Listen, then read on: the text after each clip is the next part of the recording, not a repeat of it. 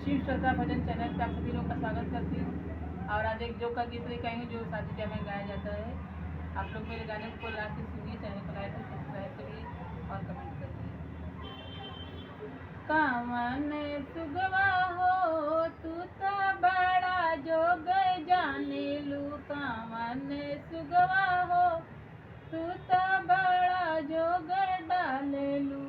माथे कटी कौआ अपने आंचल में छुपावेलू, अरे आंचल में छुपावेलू। सुंदर दुल्हा के तू तो चोरिया लगावेलू, सुंदर दुल्हा के तू तो चोरिया लगावेलू। कामन सुगवा हो तू तो बड़ा जोग जानेलू।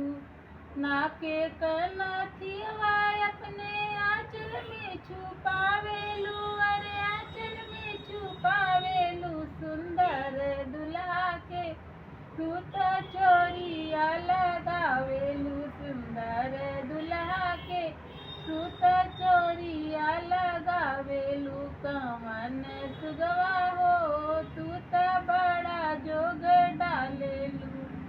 गले कहरौआ अपने आंचल में छुपावेलू, अरे आंचल में छुपावेलू।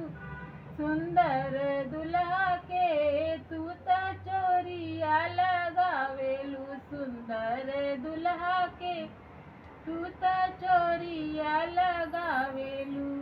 हाथे का कंगनवा अपने आंचल में छुपावेलू, अरे आंचल में छुपावेलू। सुंदर दुल्हा के तू तो चोरिया लगावेलू, सुंदर दुल्हा के तू तो चोरिया लगावेलू। कामन सुगवा हो तू तो बड़ा जोग डालेलू। पैर का पैजनिया अपने आंचल में चोरावेलू, अरे आंचल में छुपावेलू। सुंदर दुल्हा के तू तो चोरिया लगावेलू, सुंदर दुल्हा के तू तो चोरिया लगावेलू। कामन सुगवा हो तू तो बड़ा जोग जानेलू।